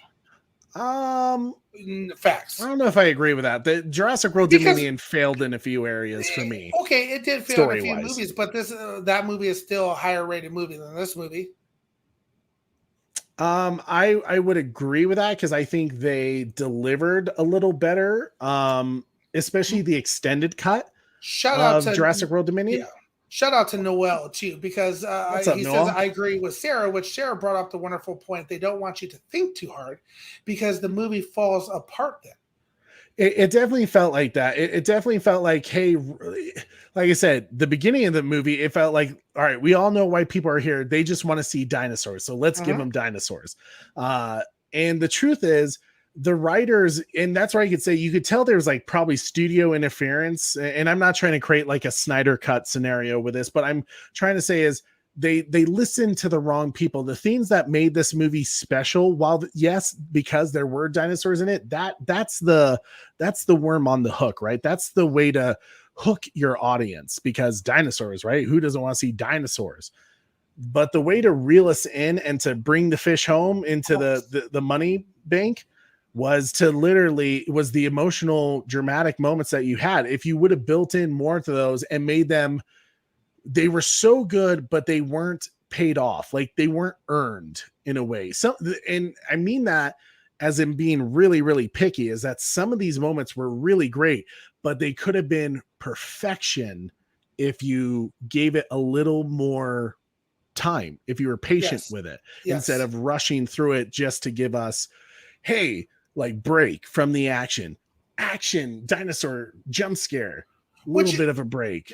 What you're saying jump is scare. Yes, which what you're saying is absolutely right, because this movie had good parts in it, really good parts in it,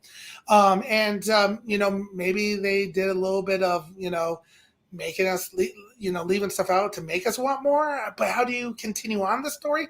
It's one of those things where I think where I would say it's a missed opportunity is because there's not very many live action dinosaur movies. Yeah. And they could have capitalized on more.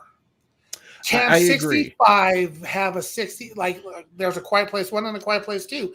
Can 65 have a 2? I've heard some people kind of joke, well, what if you name the movie 66 or, it's the year after? And it's like, but the dinosaurs are pretty much gone, right? Like they just got, now, obviously science would say that probably not all of them were wiped out from the asteroid. Probably some survived and then starved to death, because of the ash cloud that happened and blocked out the sun and killed vegetation. But so that'd be kind of like a weird story to tell there, not really worth it. And then to kind of tell a story where like, well, hey, maybe another group showed up on the same planet a few million years before that, in the Jurassic period, 125 million years. That, I feel like at that point, like we're just playing a gimmick. And I think this film was good enough for a one and done, I would just love to see an extended cut of it now. I guess, and this is where Mr. Anderson would be busting our asses right now, because I have a tendency and to want a lot of character development. Right. And that was kind of the thing, right? Like I kept thinking about that too. Our good friend Julian, who constantly tells us like that we rely too much on like showing the same type of character development that we see in every film. But in a way you have to treat it. You can't just assume when watching this films that these characters' stories, that what happened before, how they handled it, how they reacted. While yes, some of it is probably similar, I always say I'm okay with the idea in any Batman movie if they show us Bruce Wayne's parents getting murdered every film that they make a Batman, because when you're watching that again, it's putting you back in that place to where you're not becoming numb to it, but it's putting you mindset of, I understand why this character is doing this. I remember, and clearly it's always on their mind, right? It's kind of like a similar thing with this. Like, yes, we kind of get the idea that like, oh, his daughter died, so of course he would be cold and, kind of turned off to the world and not really care about this little girl. But like, show us that. Put us into that moment of this film. Don't just let us assume it. Let's see it so that way we can connect with it, Yeah. And absolutely. And then Dadpool says Superbad Mom was upset that it didn't have a Hallmark ending. And I completely agree with what Superbad Mom is saying. Like at the end of the movie, they're in space and they're like, oh, okay, people are going to come find us. And then, when the cue credits, now we see, the evolution of, where we are today. So I was like, was that really necessary? It was kind of like a cool post-credit thing. Absolutely. It was, and that's all it was. It was like, look what we can do. Look what I can do. Oh my God. Me personally, I enjoyed it. I thought it was cool. The only thing I thought would have been cooler if they did with the post credit is if they showed like paleontologists digging in that same area and finding that skull to kind of, just to kind of do all the things like, look, society, all the things that we're a part of now. I've heard some theories that people say, well, what if this is a different universe? And yes, it's technically Earth, but it's not humans, us, it's something else that built it. But it's like, to me, that's a weird idea. Earn this, Trey. Earn this. Butler said, spot on, Trey. Captain Jack Sparrow. It was a fun movie. Could have easily been a really good movie. I agree with that. So Corey, I feel like we've kind Real of, quick, do you have Oracle any more coming in generic with a thoughts? Oracle, real quick, coming in with a. Don't forget to hit that like. Thank you, Oracle. Much Thank you, appreciated. I Oracle. always appreciate your support, Oracle. Corey, is there any more comments you have about the general thoughts of the film? Give us your top 3 pros, your top. Let's do top 3 cons and top 3 pros, because I always prefer to end on a positive note. Garfield, maybe. Garfield, maybe. Super real. Okay, Top 3 so cons, top 3 pros. cons. Character development. The lack of friendly dinosaurs or variety of dinosaurs. I would have liked to see a little bit more variety. And third would be too much in your face, action packed, constantly with the scare factors that it got to the point where, like, you know, oh, she's choking on a bug. Oh, we're going to be attacked by a dinosaur now. Oh, we're stuck in a cave. Oh, we're able to get out of the cave. Oh, we're stuck in a cave again. Like it was constantly like, what could go wrong? And it happened. So it became too predictable for me in that sense. Top 3 positive things.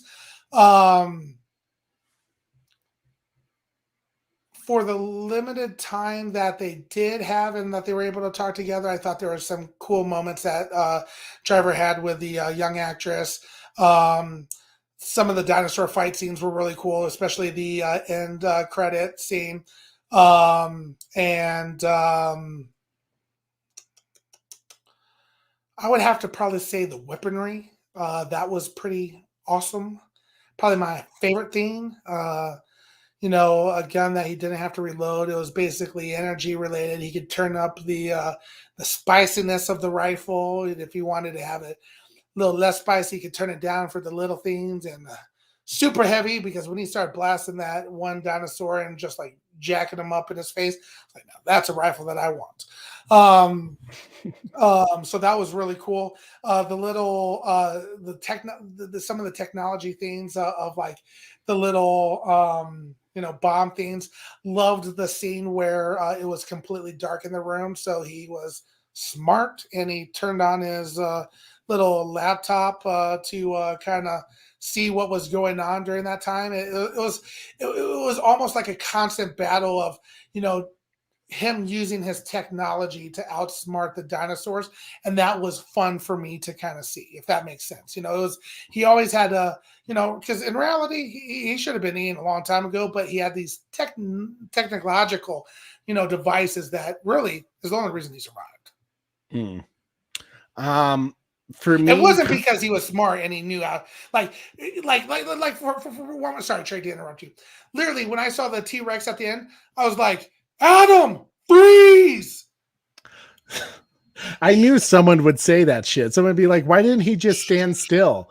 Jurassic Park has forever ruined people. If dinosaurs really exist and T-Rex was here, so many people would get eaten because they would freeze thinking like, it can't see me. And like, nope, you freaking moron. They probably have some of the best eyesight ever. Well, I would have been eaten then. Yeah, you'd be a goner. Cardio, Corey. Number 1 rule in zombie apocalypse. For me, cons, missed opportunities, just moments where they could have really driven home some of those great ideas. Pacing, I felt like it was rushed. There definitely felt like in the first act, especially, that there was a lot of editing cuts. There were just some like moments where you could tell like scenes were jumping and it felt like some story was dropped. So if there is a director's cut, I would love to see it. Sony, if you're listening, I would love to see it. I'm all for a director's cut because this film suffered really mostly because it was too short. As someone said earlier, I think Beyond the Night said it left me wanting more, so I wasn't satisfied. I was the same way, and this film felt like it was a one and done. I can't really, at the moment, figure out where they could go from here without completely changing what probably got people in the theaters to go see him, which was the dinosaurs. And then, yeah, I'll agree with Corey. I think to not have like some majestic scenes of the dinosaurs, like to have some dinosaurs that seemed a little more peaceful. I know there was the one in the tar pit, which was adorable, but to immediately kill it off right there, like I understand why they did it. They did it to really show that this ain't no Jurassic Park film. This ain't no Jurassic World. This was the brutality of a prehistoric world. 100% get that. But not only that, I'm a little confused just scientifically as someone who loves dinosaurs and has read a whole bunch of books. I'm a little confused of how they ended up on the part of the island where there was only carnivores and no, herbivores of any kind. So that's just like a scientific part of me that gets bugged by that. But so yeah, pacing, character development in areas, and I mean that as in missed opportunities. Some of the just having some other elements to it to make it a little more enticing and more of a fulfilling story. Pros though, Adam Driver and Ariana Greenblatt, I think it is, phenomenal job. Their performances were spectacular. Like there's, even though there weren't a lot of scenes with explaining why they were the way they were, they did a wonderful job as if the actors really knew the stories behind their characters and they really played into it. And I loved their chemistry together. I thought they were phenomenal. Seriously, I cannot say enough about both of their performances in this film. It was truly a highlight, their relationship in this movie. And yes, the technology was really cool. And of course, one of my pros is going to be the dinosaurs. Like you said, that's what got me into the theater to go see this film. It was a really cool sci-fi flick. Reminded me of those classic science fiction films. And as I say before, like probably this is my biggest pro. And I said I was going to repeat this, so I apologize. In a genre that is filled with Jurassic Park and Jurassic World films, we need more dinosaur films. We need more. And I said it in our last, Jurassic World review, was that Jurassic World has been afraid to kind of go to that element of horror, of scariness. They kind of did it with Jurassic World Fallen Kingdom. That opening shot with the T-Rex and the thunderstorm, one of the coolest moments of the Jurassic World franchise, that whole sequence.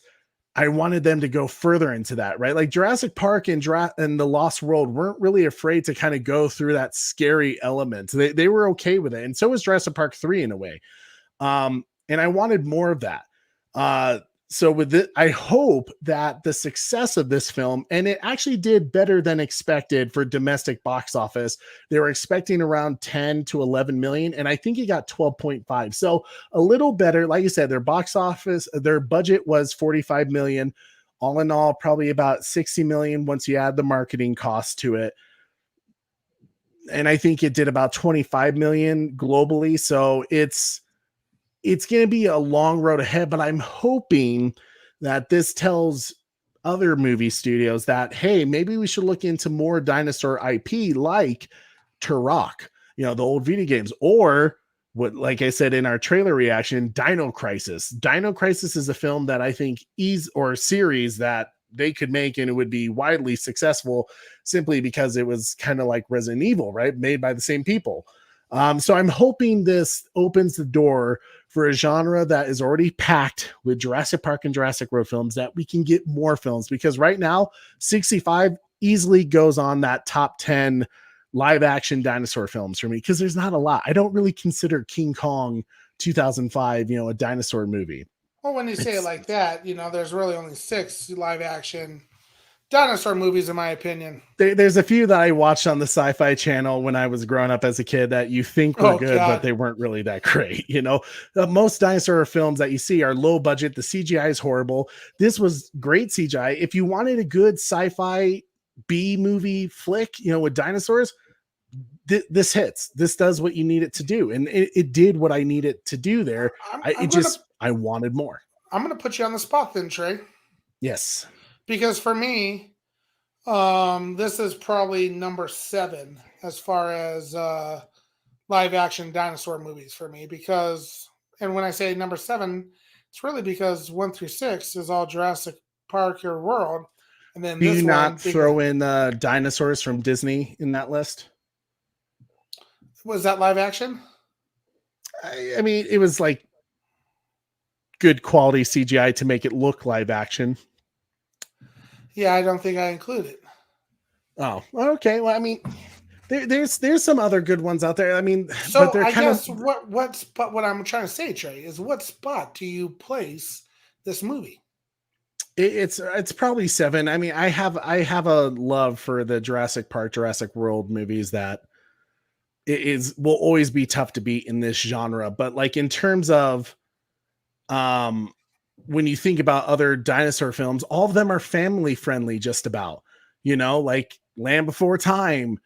Some of the the Jurassic World films were kind of family friendly. You got Jurassic World Camp Cretaceous, you have dinosaurs, you have Walking with Dinosaurs, which was a very family friendly focused film. And I get that, like, part of the appeal of a dinosaur film they tend to target children as their audience. This was like the first real dinosaur film that was mostly for like teenage adults, and I appreciated that. And Number one is Velocipaster. Velocipaster is a masterpiece, Sarah. I don't care what you say. We might do a watch party of that someday. I'm down. Just Does he saying. like marry people? No, it's Corey. I can't describe it other than I say it's a masterpiece of a film. And It's so in other words, if you can't explain it, it's Sharknado. It's Sharknado's not even close. The only film that rivals it, Snyder Cut. Snyder Cut. And Mom Jurassic is Park, home now. Good that you're home now, Mom. She's saying she could type freely. I definitely wished for more balance of calm, peaceful relationship building moments. I also would have liked to say, more than a hint of a happy ending. Yeah, I mean, they definitely they escape from the cataclysmic ELE event, extinction level event. But they could have added that nice little ending of we got rescued. He takes the girl back to his wife. It's a redemption story between him and his wife, because obviously he's probably hasn't spoken to his wife, which is why he was so easy to off himself in the beginning of the film, because he felt like he failed.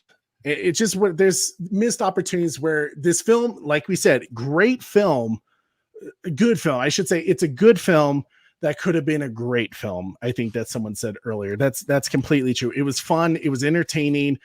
Good dinosaur CGI, good action, good thrills, some really nice, sweet moments, but it could have been expanded upon. They could have hit the home run on it, and here they kind of hit a double, Absolutely. Yeah, well said, Trey. Thanks.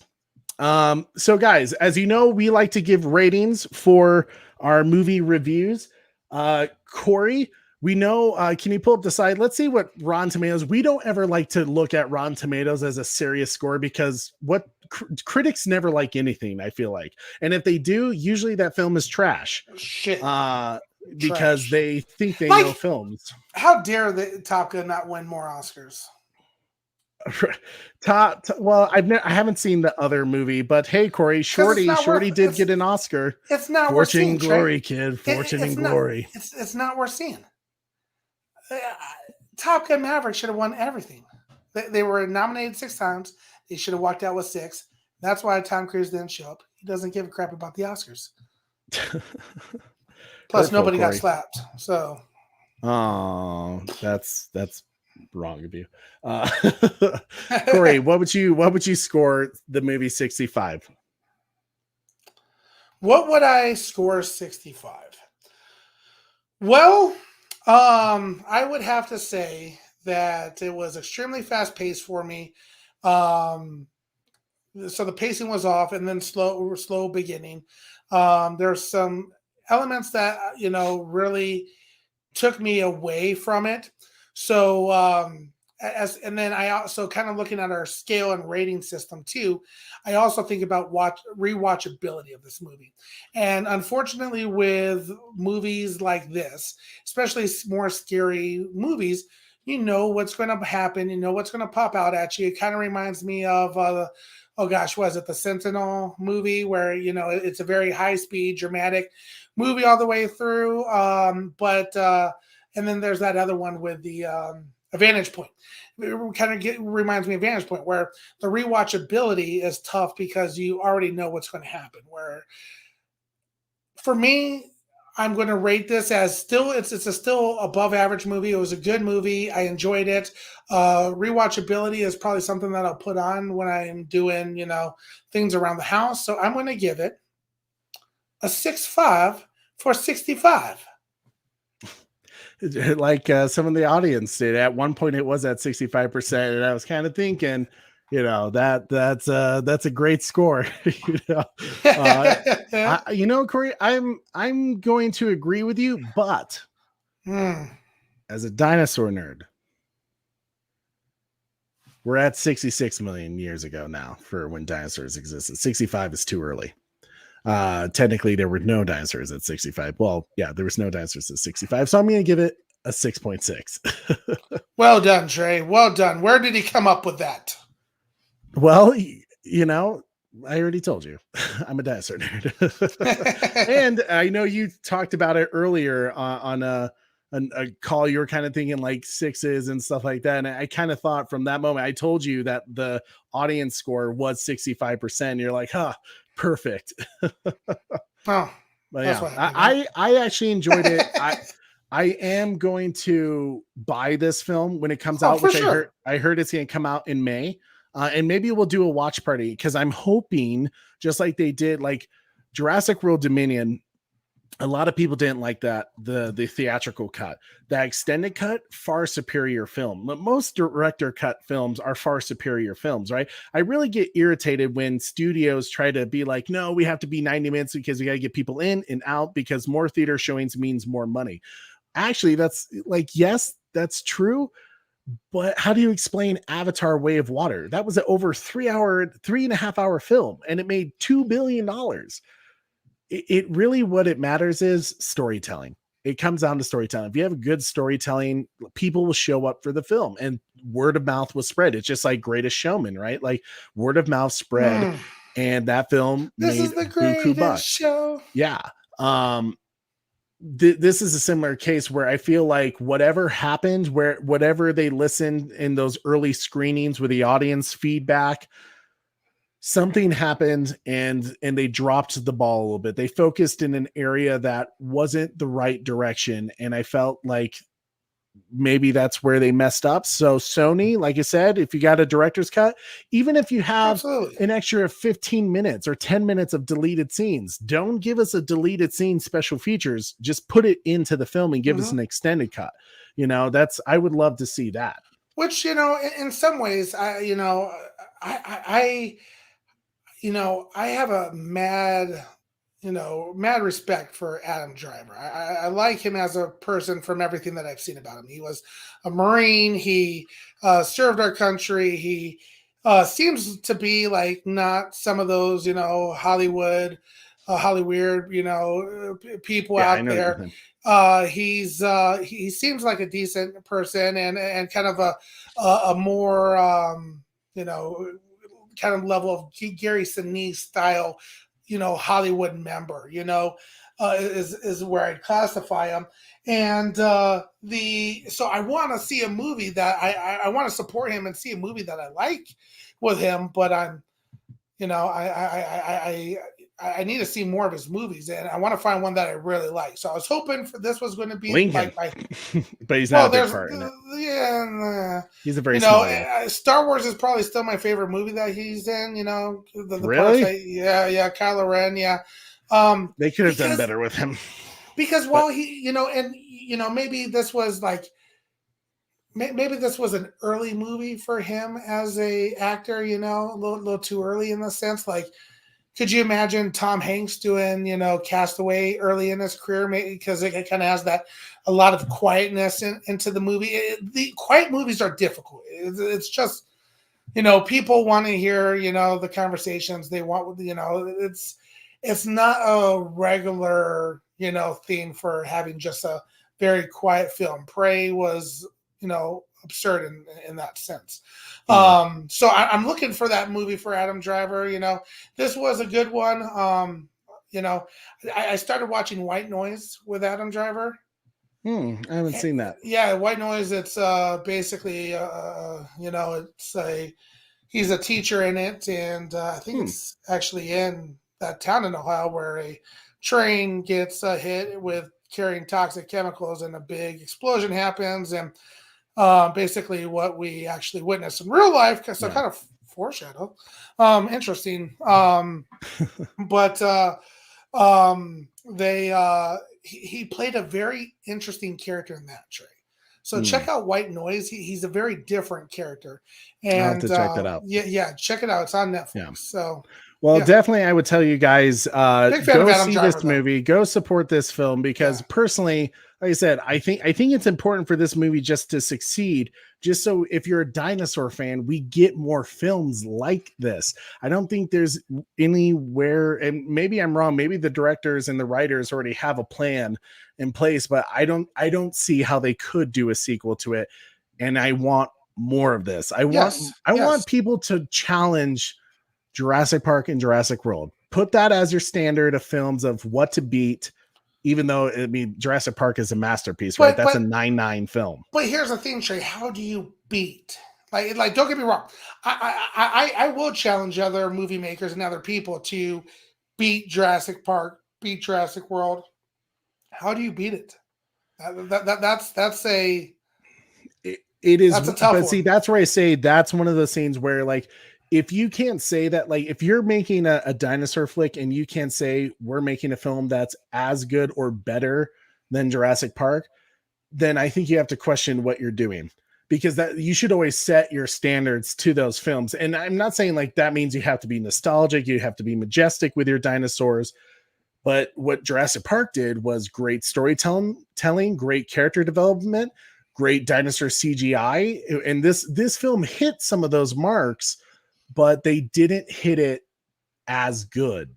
They weren't close in that area. And budget-wise, they had completely different budgets. So they did, yeah. Jurassic Park definitely blew things out of the water in terms of budget, but it's one of those scenes where you should set your standard in terms of filmmaking in this genre, dinosaur sci-fi films.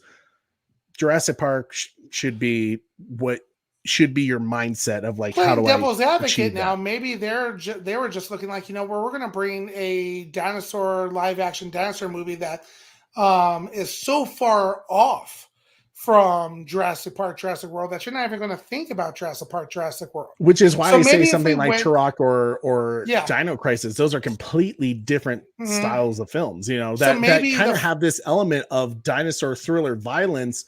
And there was the first two games were very successful. For sure.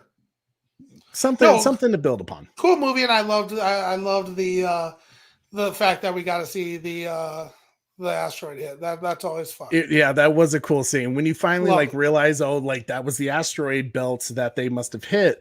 Here it's now coming in to kill them all. You know what? Adam Driver, he flew into that asteroid field. He probably changed the course. Adam Driver killed the dinosaur. He's the cause of extinction for the dinosaurs. Damn you, Corey, Adam Driver. What are our audience saying for their scores? Yeah, man, I've actually been really impressed with some of these scores. Batman gave it a 7.15. I'm surprised by that, Batman. I didn't think you were going to give it a 7. He gave it a 7. Beyond the Night gave it a 6.9. 6.1 from Trevor H. 6.5 from Beyond the Night. Or no, he gave it a 7.1. Oh, he was just joking about 65. Gotcha. I was about to say, Top Gun Maverick 10/10. I would watch every day. Me too. Wonder Wife. That was not a 37% movie. I'd give it a 7. So a nice 7. Yeah, Rotten Tomatoes is full of shit. To say it was a completely horrible film, there are films far worse than that have gotten Rotten Tomatoes are horrible scores. People. They're pieces of hell. Captain Marvel is one of them. Captain Marvel's there's other films I could name that were not great that have a higher score than pretty much anyone from 65. Hollywood or the critics when they try to spoon feed me a high score. I'm usually like, nope, you're wrong. I'm going to check it out for myself. Yeah. And then when they give the low scores, I'm like, nope, wrong. I'm going to check it out for myself. And this is one that you need to check it out for yourself. So I did hashtag restore the Snyderverse guy with a 6.7. The Butler, 6 out of 10. Oracle's Clock Tower, a 7.2. Batwoman gave it a 5.9. Super Batmom with a 6.5. Get it? Haha. And she said, oh my God, Corey, you are my kid. Same answer, same time. Better than the last Jurassic World, in my opinion. Okay. BBS Captain with Jack, out of curiosity, have you seen the extended cut of Jurassic World Dominion? I'm curious if your thoughts changed at all after that. And But I would also agree. I also agree with what Super Batmom is saying in here. And in fairness, I do feel like I may have missed many of the subtle moments, probably because of the action blitz. So I would like to see it again at home. I completely agree. Super Batmom, Red Hooded Outlaw with a 65. Oracle Clock Tower reminding us to hit that like. Don't forget to subscribe as well. What's BVS Ultimate Edition? It's Batman v Superman, the Ultimate Edition cut. It's a very well worth watching. But to be fair, Force Awakens the theatrical cut was great, but the Ultimate Edition of BVS is a masterpiece of a superhero film. Absolutely. Let's say far superior film, Captain Jack, the 3-hour version of Batman v Superman. So watch that instead of rewatching the DCU for Flash. Yes. So if you're getting ready to watch the Flash movie later this year, watch BVS. Yeah, BVS Ultimate Edition. Edition. Yeah. The BVS Ultimate Edition doesn't affect the story in terms of like what happens at the end, but it, for any issues that people had with storytelling about like, well, this doesn't make sense, this wasn't explained. It was explained in the Ultimate Edition that Zach wanted to release for the theatrical version. So yeah, absolutely. And then Dad Director's Pool cuts with are the always lowest better. score of the night, a 5.0. Well, you know what that still means? Worth Hey, watching. It just means he could wait. Did you buy Dad's ticket? I did buy Dad's ticket. Well, there you go, Dad. You should bump it up a little bit more for that. Yeah, I bought your ticket, Dad. Maybe stop taking Dad. I took the whole family. Maybe stop taking Dad to shit movies. I feel like every time you take Dad to movies, like, well, this is shit. You know, though, I will say this. You want to know who's the good son? Did not fall asleep. Oh, that's impressive. That's impressive, right? Usually Dad falls asleep. And he did not fall asleep. You want to know who takes Dad to good movies? You just took him to Top Gun Maverick. Super Bro Corey, who took Dad to see. Anyways, guys. To see Top Gun Maverick multiple times. Thank you so much, as always, for watching Replay Crew. If you're checking this out, Corey. Trey, I'm going to let you finish real quick, but Top Gun Maverick should have won all the Oscars that they were nominated for. I'm going to let you finish real quick, Trey. I'm going to let you finish real quick. Thank you, Top Gun Maverick is the greatest movie of all time. You good? I'm gonna let you finish, Trey. Top Gun Maverick should have won all 6 Oscars. If you're on the Replay Crew right now and you're tired of hearing Super Bro Corey argue about Top Gun Maverick, let us know in the comments of what you think about 65. Tell us your score, your pros, your cons. Let us know if you plan on buying it on DVD. We'd love to hear from you guys. And as always, it helps us out so much when you smash that like, you share this video, you subscribe if you haven't already, and hit that notification bell so you never miss an episode. I'm your host, Trey, with the Super Bro Corey, and Top Gun Maverick was still the best movie of all time. Batman is wrong. Top Gun Maverick is so fantastic. I watch Jurassic World Dominion's director's cut. Not a huge Jurassic Park fan. I just watch nearly every movie that comes out in theaters. But hey, that's a great life, Captain Jack. Support your local theaters, man. I love it. I love that. That's what I like about you, Captain Jack. Hey, Top Gun Maverick's still the best movie, Trey. Still the best movie of all time. I'm your host, Trey. Don't forget to tune in weekly. Same bat time. Same bat channel. You know what? I'm going to take us out on this, Trey. If you're don't do Top Gun. Because Top Gun Maverick is still the best movie. Should have won all 6 Oscars. I'm telling you, Trey. I got the need for speed.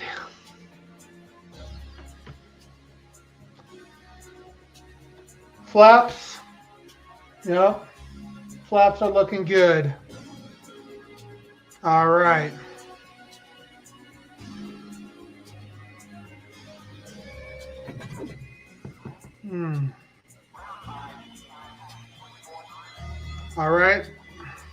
get these engines going, baby. Yeah, baby. Both engines going. Let's go, baby. Corey. Is this thing still on? Yeah.